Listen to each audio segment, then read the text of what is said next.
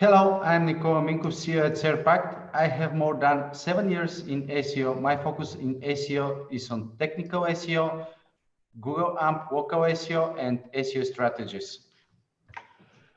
Hello, my name is Borislav Arabchev, for short Bobby. I'm a SEO strategist at Serpact agency with almost 16 years in SEO, and my main focus is branding, local SEO, and content. As you know, it's our new webinar, and we are very happy to start with Dana DiTomaso. Dana is president and partner at Kickpoint. She helps people and teams do better marketing.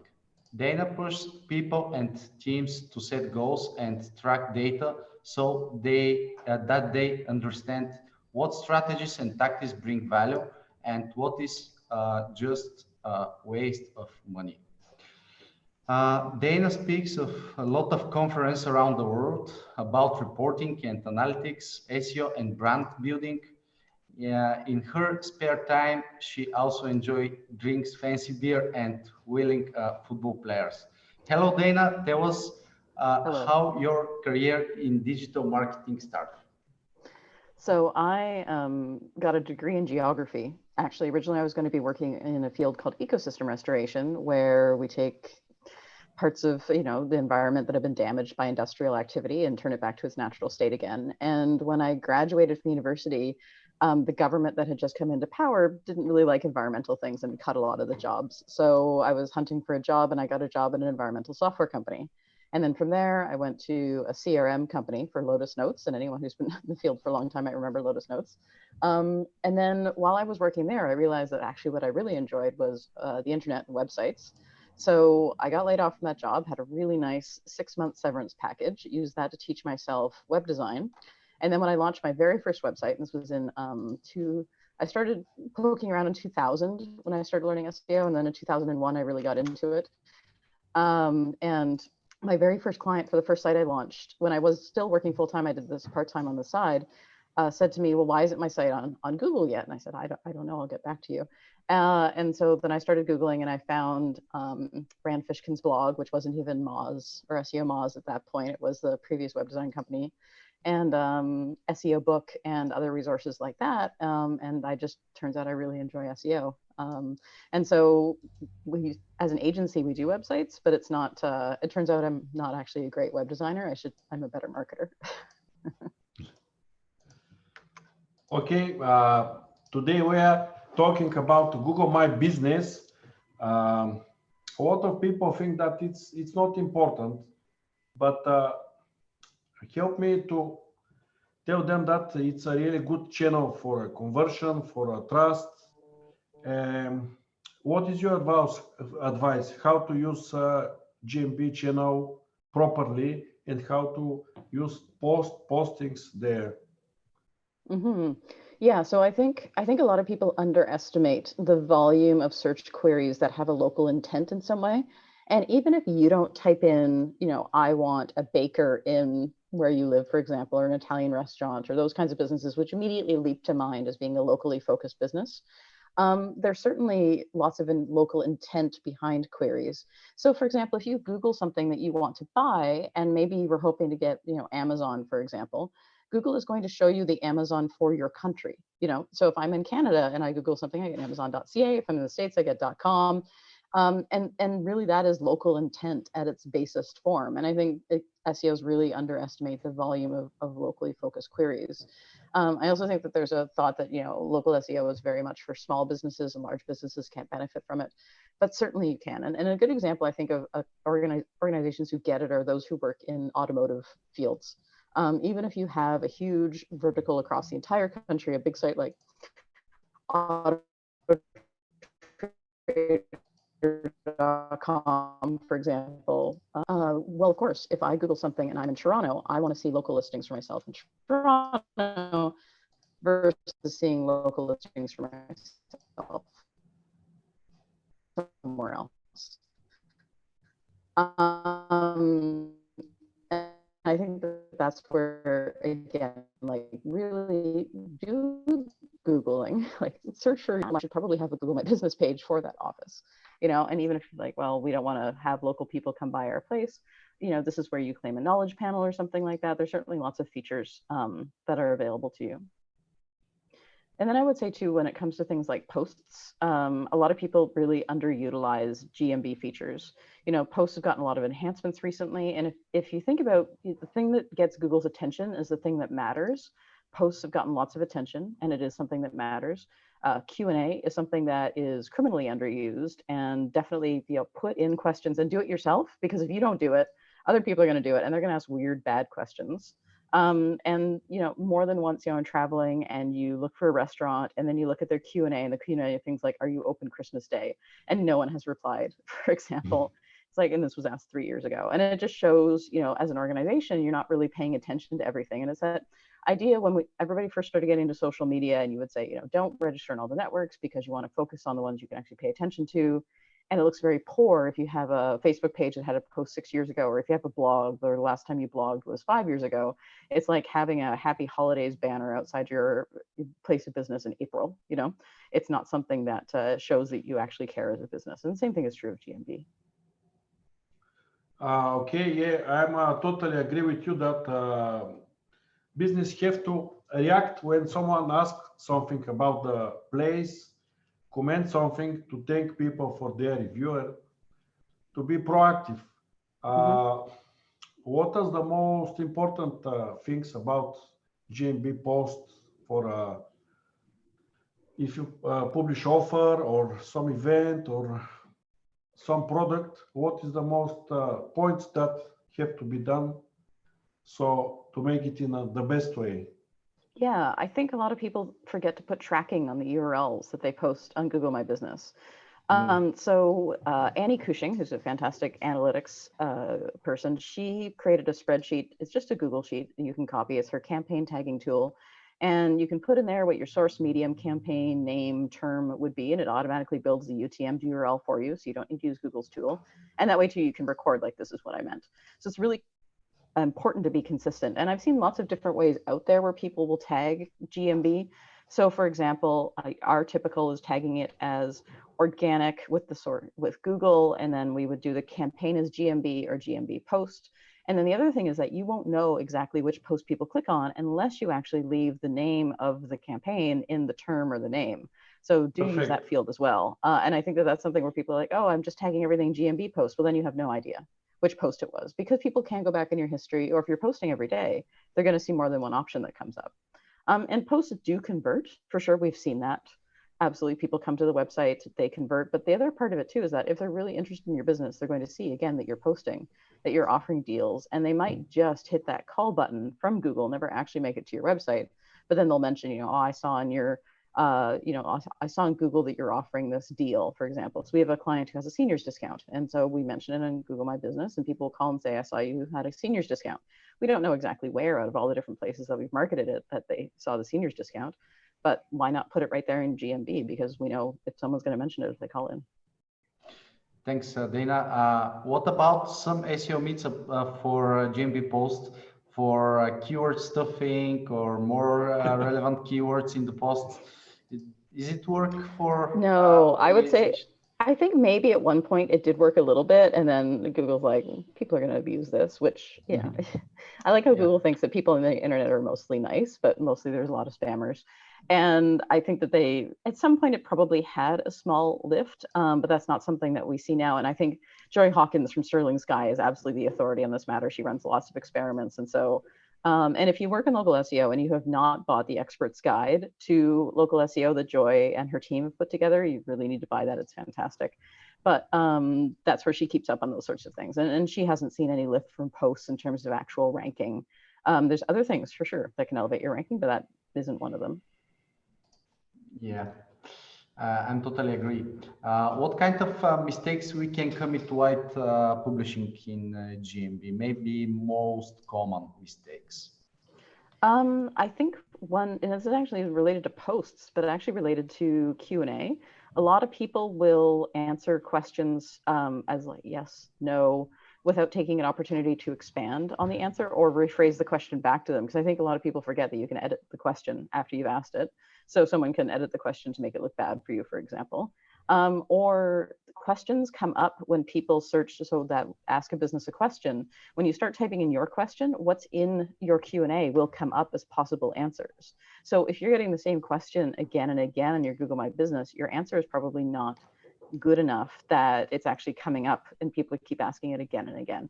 And certainly every business has, maybe you don't have an FAQ page, maybe you do, but put those FAQs on your Q&A. And this is something too, where you can also use that content for posts. If you get a common question, put that in your Google posts, right? Because that's probably something that people are thinking about is, do you handle this service? Use those for your posts. I think a lot of people feel a lot of pressure where they're like, I don't know if I have a lot of time to do posts. It's extremely quick. And there's lots of tools out there that can help you with publishing. One of the ones that we use is Publer. And I think there's Sendable as well, handles it. I'm surprised that the major platforms like Hootsuite and Buffer haven't gotten on this yet. I feel like, again, that's a real blindness towards local SEO, where it's not something that they think big brands do. But I'm pretty sure a big brand would love to have Buffer integration for their Google My Posts integration. Anyway, but I think that that's where people really think about, they're not putting the right kind of stuff in their posts.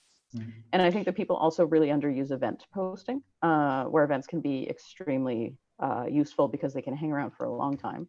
And they also don't use things like video, where you probably have a video, put it on Google. And one related question about FAQ. Now we are in the era of a huge FAQ search result.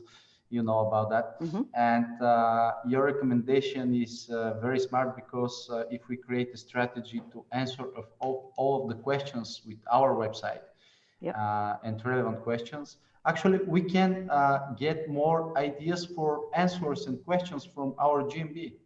Oh, absolutely. And what I've told people, I've been telling people this for years, I think since answer boxes came out, is could someone answer their question about your business or follow along their path of researching about your business or what you do strictly through answer boxes, never actually clicking on someone's website. And if you own those answer boxes, again, it helps you from a branding perspective, because now you're being seen as the expert. And there is definitely local intent in those answer boxes. We see that, for example, if you're in Canada, the medical advice you get may not be American medical advice, right? And I mean, WebMD owns everything, but really when you're thinking about more specific stuff, so Alzheimer's related questions, the Alzheimer's Society of Canada is going to come up in Canada. The Alzheimer's Society for the States is going to come up in the States. And I think people forget about that even from a national perspective. You should own those answer boxes. Google wants to give people stuff that is correct for them and relevant. So, I mean, their heart's in the right place when it comes to these answer boxes. So why wouldn't you try to take advantage of that? And related to FAQs specifically on site, something that we are doing more of for our clients right now is putting FAQs on individual service pages and marking those up with FAQ markup. And we haven't got, I would say, enough clients doing this yet that I have, results on how good it's been. But certainly we have clients with more of a global focus who have implemented markup on their FAQs and saw huge gains on the number of impressions and clicks that they were getting from organic search as a result of that. Yeah. Thank you. Really good explanation. I also want to say that I was amazed when I listened to Greg Gifford. Maybe I hope you know them. In yes. Brighton SEO. Greg and I know each other really well. he's very passionate, and he said that local business, Google GMB of a business is the most powerful authority of an entity of a business. So Google trusts it much more than your website, for example, because you can do what you want in your website. But in GMB, you have some rules, you have more structured information. So Google trusted mostly of it. Yeah, and I think there was a recent ranking change, right, which I think Joy called the Bedlam update, which I thought was pretty great, because we noticed that too, for sure. We saw that week some of our clients dipped down and now people are coming back up again. And we weren't sure what it was, but definitely clients who have multiple categories in their GMB, for example, their non-primary category is getting more exposure than they were before. So if you decided, I do employment law and immigration law, but employment law is my bread and butter, so I'm going to put that on there first. And you know what, actually, because I want to be really specific and I think that Google isn't going to understand that I do multiple things, that I'm only going to put that one category on there, you're probably penalizing yourself now, because now Google finally is realizing, yes, people do more than one thing, and you should show up for multiple categories. So I think the other half of GMB as well is really keeping on top of it and responding to changes, because when Google introduces new features, like when posts came out, they probably had a tiny little ranking impact for that brief period. That was nice. When Q&A comes out, like they featured it a lot, right? So when Google releases these new features, you really got to jump on them, because Google rewards people who uptake their features. And really, like, meeting people from the GMB team, which I got an opportunity to do at Local U Denver this year. Genuinely, they just want to make sure that people's businesses show up well on maps, and spam is obviously something that we're going to get to that, but it's something where they really genuinely want to make GMB more useful for everybody, and do take feedback for sure. Your answer is connected to my next question. We see a lot of spam nowadays in Google Maps. People that create fake listings just to attract traffic and links, or make fake reviews to competitors to take them down. What is your advice how to fight spam and improve our... Yeah, spam is such a problem. And you can actually report individual comments now as being spammers. So that's nice. Individual reviews, which you couldn't do until, I think that was last week. I think that came out. It was very, very recently. And I think the biggest thing with spam is, frankly, fighting spam is almost sometimes more effective than actually spending time doing actual SEO. One of our employees, Liz, we actually bought her a fake award, Destroyer of GMB Listings, because she's been so aggressive at eradicating spam for some of our clients in their more competitive verticals. So lawyers, for example, always a really competitive vertical, especially criminal defense lawyers, which we have a couple of clients in those categories, and that's a lot of spam that she is constantly fighting. We had one client actually in Edmonton, where we're based, and there was a firm that had renamed themselves Edmonton DUI Lawyer. And they were just going to be called themselves that forever. And I think she had to report them something like 22 times before they finally got kicked off of Google My Business. And that was a lot of work. So definitely report that spam.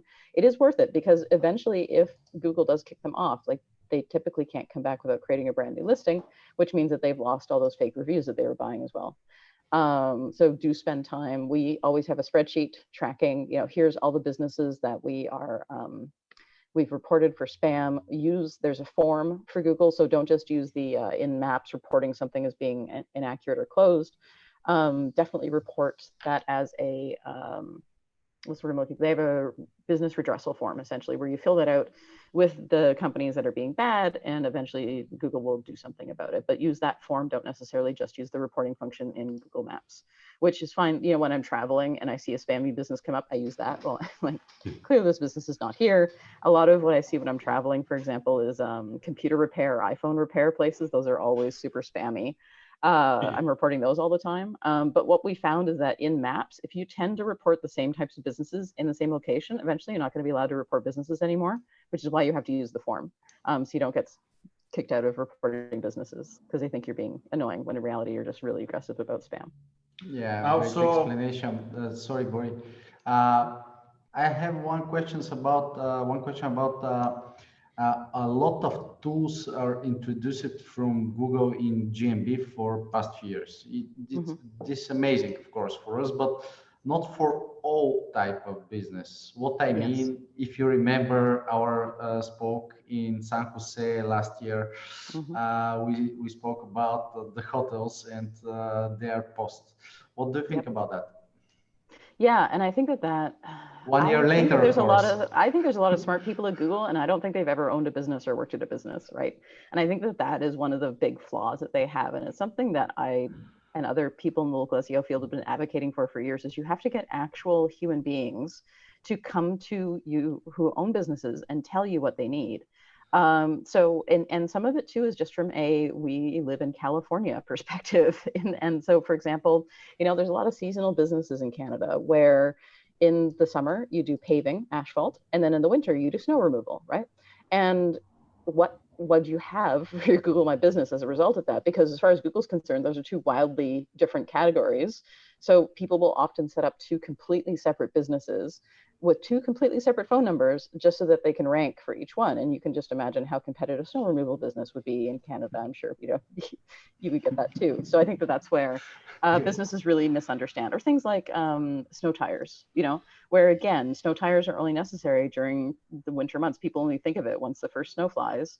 But in the summer, you know, what else are they supposed to be ranking for? And again, like, I think that this is a failure of Google to really recognize that not every business is in this beautiful climate of California year round where everything is perfect and you need to wear a coat ever. I think that that's, and I think they just need to talk to more businesses. Basic stuff like being able to close temporarily for renovations. You have to actually talk to somebody at Google My Business to get that done. That should be something you have built into GMB. It's you couldn't do holiday hours for years and years and years. Like, it's stuff like that that just makes me think that the developers are not really thinking about that end user, small business owner who can barely use their email, and now you expect them to navigate GMB. Like, it's too difficult for them, for sure. Thank you. Really good info explanation. Now, another big question: how can we rank locally in area that we have no office or that's a tricky one. or... Yeah, like a service area business essentially too. Yeah. That's the same sort of. What is your? I have some ideas, but let me what you think, because I think you have better proposal. Yeah, I think you have to have pages that cover those areas for sure. But I also think you have to get reviews from those people. I think that makes a difference. And then you also need to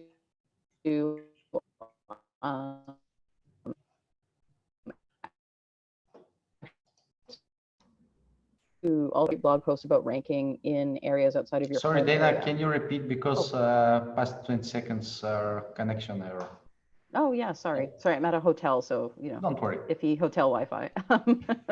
So yeah, so White Spark. Leave them bad review.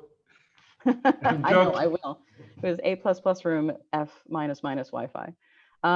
So White Spark is a really great resource for local posts. So if you work in local and you're not following White Spark, you absolutely should be. But they have a great post on ranking outside of your main area. And a lot of that has to do with just writing posts, articles, case studies where you're doing services in those areas. So for example, if you're a pest control business and you have your home office in, say, you know, we have a client, for example, who does pest control on the Sunshine Coast in Australia, and he is trying to expand into Brisbane. So he needs to have some case studies on his site about how they got rid of all these, you know, bed bugs in Brisbane, for example, or cockroaches, or, you know, you can just imagine the pest control in Australia. They have huge bugs there. But I think that that's where just write about it. And again, it's something where you tell people, like, if you don't tell Google that you do this, Google isn't going to know that you do this. And it's something too where I often say to people, like, go on the homepage of your website. Can people tell what it is that you do? Or do you say things like, we have synergies where we provide products around the world? And like, it could be literally any business at all. Just say, like, I do pest control on the Sunshine Coast in Brisbane, you know, just write it out there. And it's not, no one's ever like, oh, this content is too simple for me, you know. And I think that that's that tendency, oh, I want to seem fancy, or I want to seem bigger than I am. But people just want plain, clear, simple language. And so does Google. So why wouldn't you do that? Because it serves both audiences at the same time. Yeah, maybe this is connected with the NAP strategy for every type of location. Okay, great. So the evergreen question is how to getting better reviews. Yeah, well, first off, you got to ask for it. It's get over being afraid of asking for reviews. I don't know why people are like, oh, I don't want to bother them. Like, just ask for a review. The worst thing they can do is say no. You know, and ask for the review in the method to which you normally communicate with your customers. So if you have a lot of people who use SMS to communicate, ask for reviews via SMS, for example, and ask for it right after the service has been applied. So for example, I had to get my hot water tank fixed at my house. Plumber came out and did it. And literally while I'm standing there, he says, can I have your cell phone number? We're just going to send you a request for a review about your experience. Great. And looked at it, you know, they were using, I think they were using Birdeye for it. I prefer GatherUp as a good review management tool. But because you ask for it right away,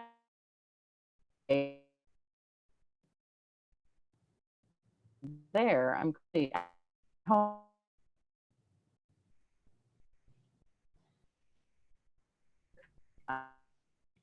Mm. Dana, The most important thing. sorry, Oh, did I but cut off? again, Sorry. yeah, for, Oh, sorry. can you repeat? Past 30 Yeah, seconds. so where did I cut off? What yeah. hotel is it? Yes, yeah. So ask for it right away. Don't ask for it 3 weeks later. And then the other thing is too is if they don't, you're not the most important thing in that person's life. So if they don't leave a review, send one follow-up. Don't send 10, just one follow-up, but just see if they'll actually do that. And I think that those are the things, those are the basics that really increase reviews. And if a business is being really hesitant, if you work agency side like I do, and a business is being really hesitant about asking for reviews, just take screenshots of their competitors and how many reviews they have and say, look, if you want to compete with these people, you need to get at least 73 reviews, for example. And that can be really effective to give them a benchmark of how many reviews they need to get. And we found that they can get really competitive and the clients are like, okay, great. I'm going to beat those guys and we're going to get 100 reviews. Great. That's exactly what I want. Please go ahead and do that.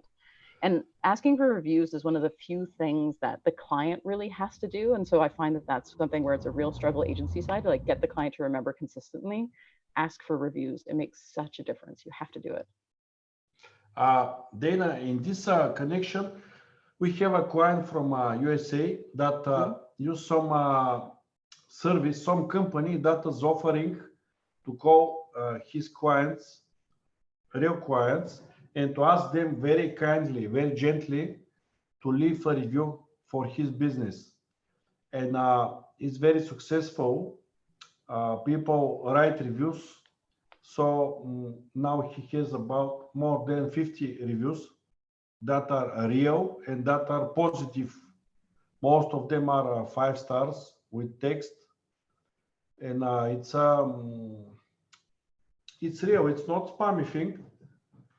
Just they have time to ask them to leave review, and it's working very well. I see. Yeah, and I mean, if you have time to call people, like that's the most personal thing that you could possibly do, for sure. If you do some, sorry. Yeah, I actually have another story about reviews that I think would be interesting too. So, one of our clients, they had several locations across the province.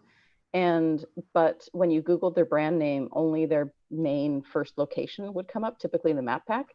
So that main location was getting all the bad reviews for all their locations across the entire province. So they would be like, I was at the store in Lethbridge and they gave me terrible service, except they're leaving that review for a GMB that's in Edmonton, for example. And like maybe they should leave the review for the store. And so what we ended up doing, this was something really simple, as a retail store, camera store. And we just put postcards in people's bags saying, please leave us a review with a URL. And that, honestly, that fixed the problem. And so it doesn't have to be like a multi-million-dollar effort to get everybody involved. Like just put a postcard in people's bags. Sometimes it can be so basic and cheap. And then if it doesn't work, try something else, but start with the simple stuff first. It's not really insurmountable. You just have to ask. People don't think of leaving you a review unless they're mad most of the time. Yeah, the personal touch is very important for the reviews, and the channel and the moment. They're connected. Because if you try to get reviews from somebody who worked with you 3 years ago, it's not very smart. Yeah, okay. They'll be like, who are you? What do you want from me? And they'll leave you bad reviews. They're like, this guy called me. I don't know who he was. He wants me to leave a review. So here I am leaving a review. Can I go a little back for the previous question? Let me ask you, if you're doing business in Canada, you have office in Canada, you want to expand your business in USA, for example. Yep. Is it okay, according to you, to buy some virtual office in USA with address and phone, and to use it to verify a local listing in USA for your business? Yeah, so you can't expand do that. Your area. Yeah, so if you physically have an office, so let's say we opened up a second office in Seattle, we would have to have actual Kickpoint employees at that office that clients could come and see. If you just rent an office space and you don't actually have the infrastructure of a real office, then that's not a real listing. You'll get kicked off for sure. Co-working spaces are different. I find a lot of people say, oh, well, don't have an office in a co-working space, but we started in a co-working space. Co-working space is a totally legitimate business as long as you're there. If you're just renting the co-working space because you want the position close to the center of town, for example, and you're never actually going to be at that office, it's not going to work for you. But if you open a second office in another city, then, and you have actual human beings at that address that people could reasonably come and visit, then yes, you can get a GMB. If you're just renting a virtual office because you want to look like you have these different offices, that doesn't count. If you offer virtual and or online services like Photoshop designs, and you are in Canada and you send it to a client in USA, in fact, you don't need office there, but you work with clients from USA. So it's tricky for me. That yeah, I mean, for us, I would say like more than half of our clients are from the States, and I mentioned Australia. You know, we have clients in New Zealand as well. And I think that that's just, I mean, part of that honestly comes because I do a lot of speaking engagements, so that's how we get that kind of business. But I think again, like that's where, if you're thinking about that kind of business, maybe there isn't local intent for that type of business. So it's okay that you're located somewhere else. Like your GMB may not actually factor into that. Because if someone's searching for, say, a website designer, like maybe they want to actually meet with someone face to face, and in that case, you're not going to be a good fit for them anyway. But if they're just looking for the best web designer for a project, then they might go on a directory, for example, you know, and your website might not be the thing that comes up because it's extremely competitive vertical. But if you look at the directories that are coming up, like be listed there, for example, that can really make a difference for you if you're trying to expand out of your area. And I mean, frankly, if you're trying to expand out of your area in this kind of field, like what we do, then writing, speaking, doing webinar, these types of things can really help get your exposure out there. And that's completely independent of Google My Business. Yeah, thank you. Okay. GMB is a really interesting idea. What do you think that if a business is selling some goods, he has to publish most of the products in the GMB or some part of them? I think that there is so much section, you know, products, services, Q&A, posts. So we have to use all of them as possible to make a better conversion from it. What do you think? And if these features are available to you, use them. Not all businesses have products or services, depending upon what vertical you're in, but use it if you have it, absolutely. And I think definitely Google is making changes to products. Products seems to be the big focus right now at Google My Business. And I suspect, I mean, my hunch is that they're actually going to integrate with Google Merchant Center and push people over to using that platform. And then they will pull products into Google My Business from the Google Merchant platform. Because of course, then people will buy ads because then you can be on the shopping network, right? So it makes sense, I think, if you think about how it flows, right? Everything eventually flows to making ad revenue for Google. So it would make a lot of sense to hook GMB up with merchant services so that you could do shopping ads, no question. And I think that that's where it'll go to. So again, if you're a small business and you're not thinking about like putting together a shopping feed or something like that, and you have the kind of business where you could, then it's something where, again, your competitors are probably already there and you're going to have some problems when they beat you because they got there first. Okay, thank you. What do you think about the future of digital marketing, and in particularly in local Google My Business optimization? What can we expect? And how to prepare for future changes? Yeah, I think the biggest thing, this is a theme. Yeah, I think this is a theme through the whole talk, is just pay attention to where Google's going and think about the new features that they're focusing on, because that's probably where Google My Business is going to be going. So for example, this recent Bedlam update, for example, it is showing that Google cares more about just your primary category. That's really interesting. So that means that, you know, you really have to pay attention to categories, for example, and maybe this doesn't portend like a larger change in GMB, for example, but if you look at the changes to products or to services, yeah, that's going to make a big difference when it comes to the types of things that you should be focusing on in your local search strategy. So I find in local SEO, keeping up is a huge part of it. Like in non-local SEO, yeah, stuff happens for sure, but these are slow shifts over time. There isn't typically a huge change overnight that completely alters how you do stuff. And more than once in local SEO, like literally I'll be at a conference and the night before they'll change stuff, and then you have to go and retake all your screenshots for your deck you're presenting the next day, for example. And so I find that that's in local SEO, like that's something that happens a lot. So you really do have to keep up. And so that's where tools like Joy Hawkins' Guide to Local SEO can be really helpful. Paying attention to the blogs that you know are good can really make a difference in terms of just paying attention to what's going on and keeping ahead of your competition. It's good idea to follow Google's in Twitter, for example, or Google My Business to see for the new features. Yep. This day I see that Google is rolling out option to report spammy local guide or spam user in Google Maps. Yep. If they are writing some fake reviews or making fake objects, which is really good option, I think. Mm-hmm. Yeah, for sure, because there really wasn't a way before you could report a review, but often they didn't necessarily get dealt with. I meet some local guides with level 10, the highest level, that just copy pasting text from Wikipedia and pasting them to some hotels, to cities, just to make points, which is bullshit, you know. Yeah, totally. It's not useful for people and for the maps. Mm-hmm. And I think that again, Google really underestimates people's willingness to do weird stuff to get fake internet points. You know, like, yeah, if someone's doing this to get a level 10 because they want to be a level 10, it means literally nothing in real life. It doesn't pay you any money, or maybe you get to go to a conference, you know, but that's the kind of thing that people are willing to do. As soon as you gamify something, people are going to find a way to beat that game. And I think that's the same like thing. Yeah, Google, I think, wasn't like what I remember. So I've been doing this for a long, long time.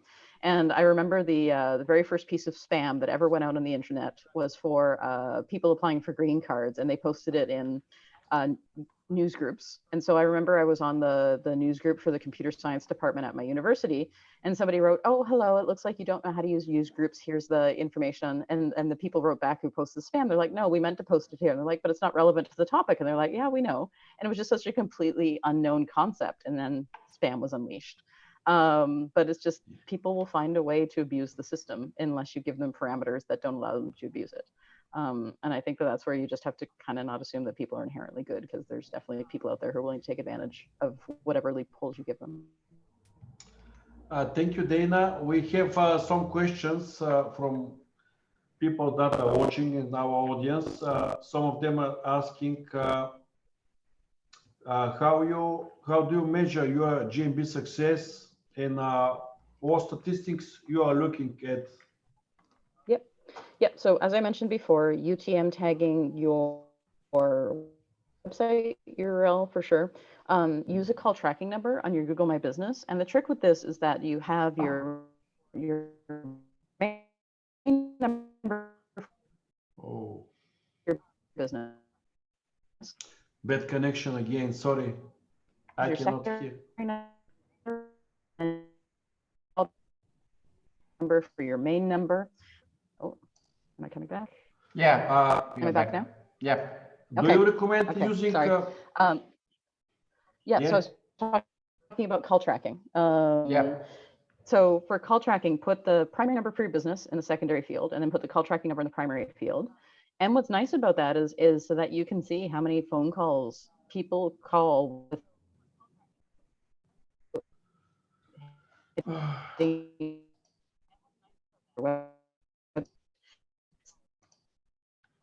where Dana, again, we have a connection problem. Out a lot of what's happening. Sorry, it's been so good until now. I'm not sure. Am I back now or no? No.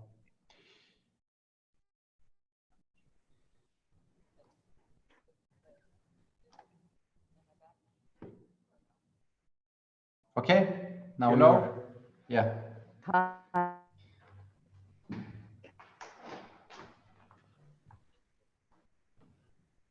Okay. Do you recommend using some different phone line only for GMB to track callings via this channel? Yeah, absolutely, I do. And I think that that's, again, like make sure your primary number is still on your listing, just put it in the secondary field, but absolutely use a call tracking number or else you won't know how many calls you get from GMB. And I think that that's something where businesses really don't realize that. And also what's really interesting too, is it can tell you the amount of inaccuracy you get in GMB insights, because then you can see how many times that Google says you got phone calls versus how many times you actually got phone calls via your call tracking number. And GMB tracks when people tap that phone icon, but a lot of people don't actually follow through with the call. I don't know what they expect is going to happen when they tap the phone icon and why they abandon ship, but that happens a lot. So again, like really take GMB insights with a grain of salt, because it's not something that's 100% accurate for sure. Same thing with Google Search Console. You know, it's like 80% there, but it's not giving us everything for sure. And for example, I can not click the button call now, but to enter numbers in my phone, which will be not tracked by Google GMB. But if we use a call tracking number, it will be recorded in our statistics. Yep. Yeah, absolutely. And we use CallRail, for example, for call tracking, and they have a really good Google Analytics integration as well. But there's lots of call tracking solutions out there. Yeah, which are the most used tools for managing and for statistics for analysis of GMB? Yeah, we use Google Data Studio for our reporting. And so we actually use Supermetrics right now with their GMB connector. Apparently, Google is working on their own native GMB connector. So then you wouldn't have to pay for Supermetrics. But they do have a plan where you can buy just one data source if you just need GMB. I mean, Supermetrics has much better data sources for things like Google Analytics and Search Console too. But if you just need GMB, then they do have the one data source plan that you could buy for Data Studio. And I do have, I've done webinars in the past. I'm sure there's links out there where I've given away dashboards for local SEO. So if you just want to start dipping your toes into Google Data Studio, that's a good way to get started for sure. Great. So Dana, we have a lot of questions from our audience, but we will try to answer a lot of them. So next one is related to call tracking, but it's not the same. How we can track goals?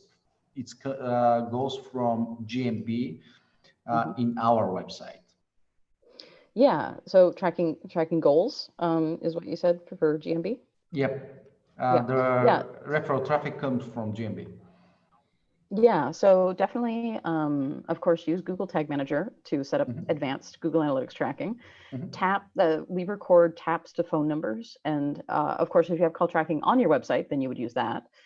Taps on email addresses, form fills, but really look and see where, like segment out your Google My Business traffic specifically and see what they're doing on your website, which might be different from people coming to your website from other means such as organic. And is there something that GMB people, for example, are really looking at that other people aren't? Maybe that should be go in your Q&A. You know, maybe it's you need a specific landing page for Google My Business instead of just popping them out of the homepage. You know, you don't have to just put the homepage of your website in that website field. You can put any URL you want. So I think that that's something that a lot of people don't think about too, is how can I optimize that experience for people who are coming to my website from GMB and make sure that I'm making them happy as well. Because it's a really non-specific action, right? You're tapping a button labeled website if you're on desktop, or you're just tapping a globe on mobile, and you're ending up on their website, but why are they here? You know, what do they want? Why are they on my website instead of just calling me? And so really looking at that path and seeing what they actually want to get out of you. Great. Next question is, can you recommend another tools for GMB management, different from Supermetrics, Google Analytics, and GMB, and you thought about Google Tag Manager. What is your recommendation, Dana? For managing GMB, there's lots of tools out there that do it. We don't actually use any tools right now. For a lot of our clients where they do have lots and lots of locations, they actually subscribe to a service like, say, Moz Local, for example, to handle that large scale management. We have a couple clients on Yext. So that's up to, we sort of help the organization get set up with that. But usually if you have that many locations, and I'm talking like more than 10, you should probably be managing it yourself in-house. Don't rely on an agency to manage this for you. There's also, though, if you genuinely want to work with an agency and you have a lot of locations, there's more / agency technology hybrid places like Rio SEO, for example, that does a good job of large scale management. And we actually have a client right now who has moved to Rio from Yext for their GMB management. And it's so far so good. So I think that that's where it's just think of what the right fit is going to be. It's not necessarily one tool is the best fit for every single client or every organization out there. Really think about what's going to work best for you in your situation. Mm-hmm. Okay, great. Thank you. Dana, another question. How we can be a partner in GMB with Google? Maybe they means about partners program in Google My Business.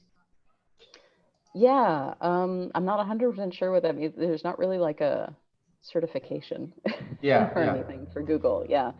I think that that's where I don't think people are really aware of that either. And that logo gets tossed around a whole bunch. I mean, more partner program for things like Google Ads and analytics. And then you can put the partner badge in your website and people don't really know what it means. And like, oh, well, Google says they're okay. I guess I'll call them. We actually have a section on our website. We're like, yes, we're a Google partner. It just means we spent a bunch of money with Google for our clients. It doesn't really mean anything.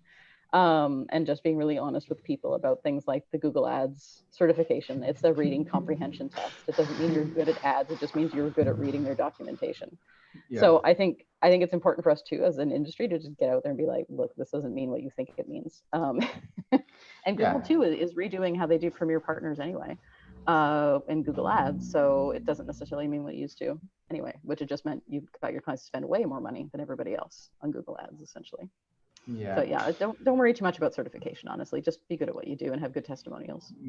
Yeah, testimonials and the results, case studies. Mm-hmm. And when we have a pleasure to listen to you in some conference around the world, we can understand for your knowledge.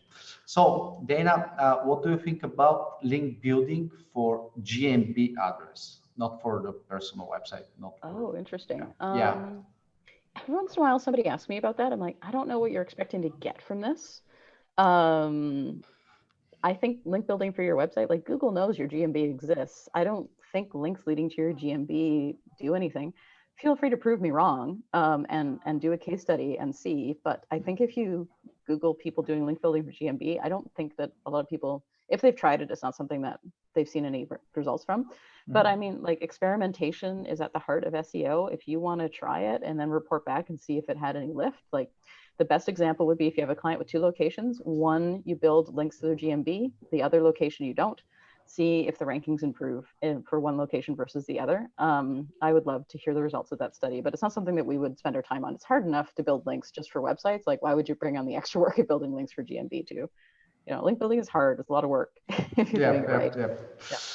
Let me ask another question from our audience about citations.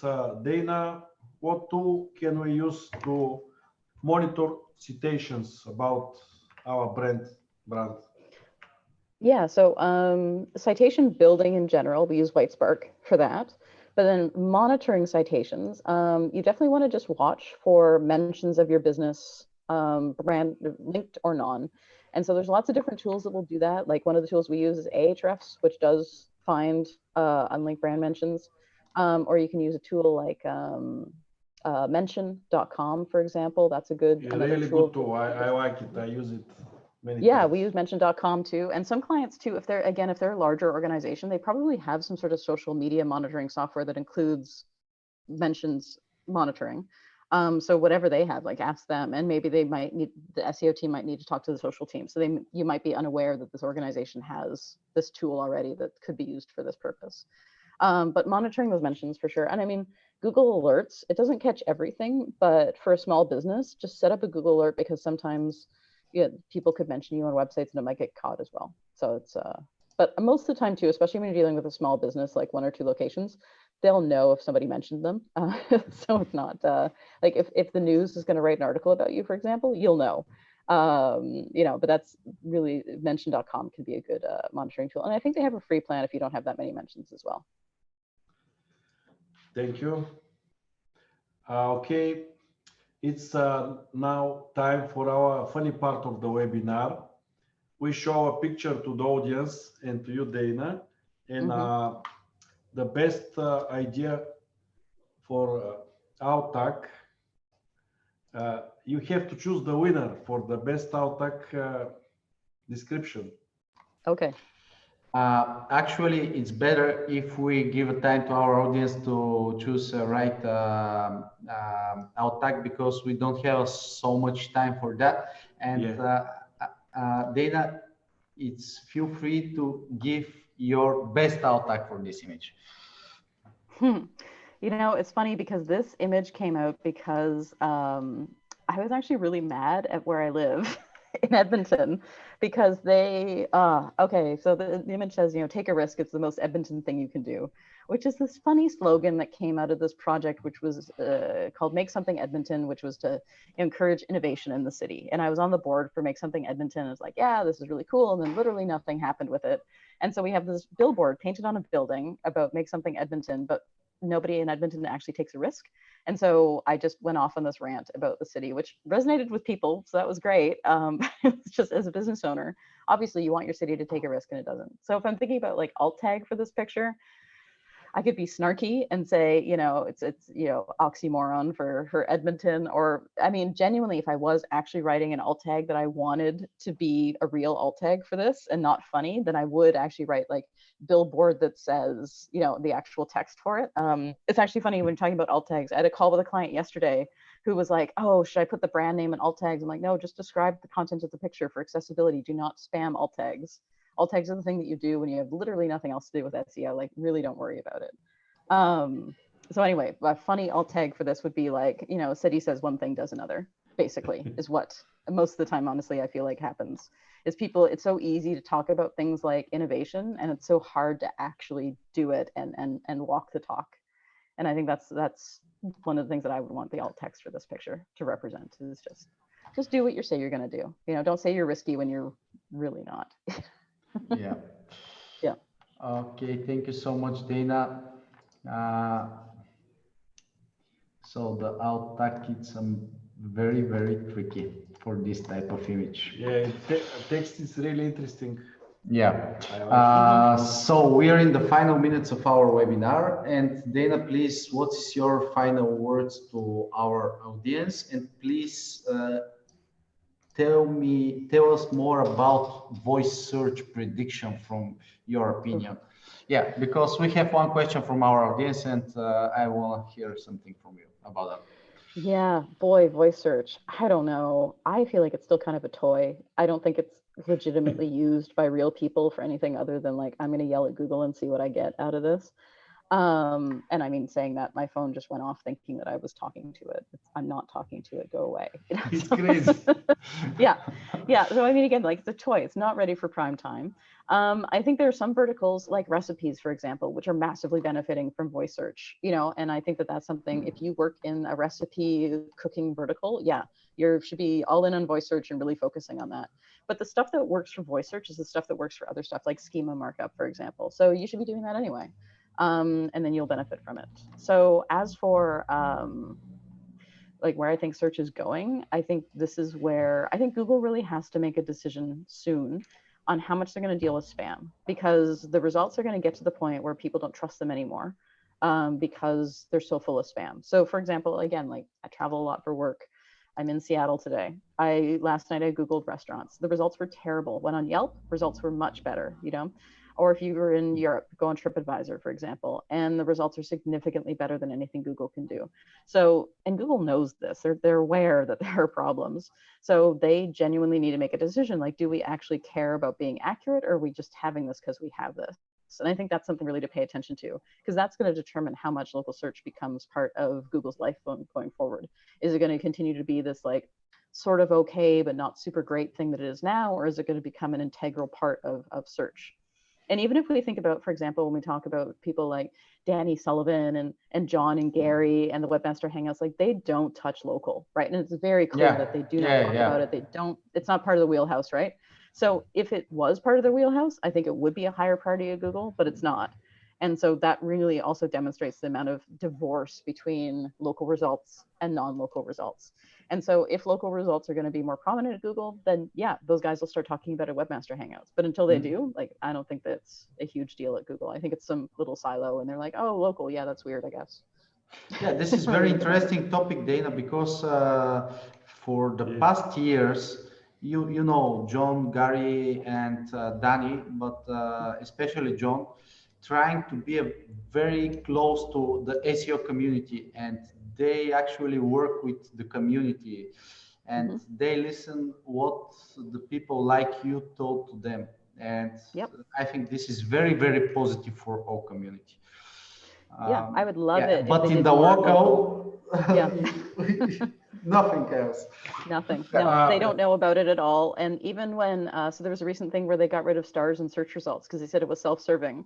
And I mean, my response to that is like, do they know that marketing is essentially self-serving? Like that's the literal definition of what we do that's marketing. And it just felt like such a weird, I'm not involved in this, but we've made a decision on it type response to get rid of stars for that purpose. And actually the Google My Business people didn't know that was happening. They had no idea. They saw the post at the same time as everyone else and were like, we had no idea this was happening. So I think that really shows the level of disconnect between the Webmaster team and the Google local team. Yeah, maybe we need to have one more John there, but we'll hope one day. Local John. Yeah. Or maybe you can be there. No. Everything is possible. Well, first off, no. Second of all, I don't want to move to the States. So I like my nice socialized healthcare up in Canada. Thank you. America's nice to visit, but I wouldn't want to live there. Yeah. It's a joke, of course. Okay, so thank you, Dana, for sharing your amazing knowledge with our audience from Bulgaria, especially, and of course, some guys from around the world. But thank you so much, because for us it's very, very important to share knowledge from very high quality experts like you. And I wish you all the best for every project and every case. So thank you that you are with us today. Thank to our team to prepare the webinar. Don't forget to subscribe our YouTube channel and watch our new webinar series in Serpact. Next one will be with Aleda Solis, and next month in December we will introduce two people from two very, very high quality specialists from Google.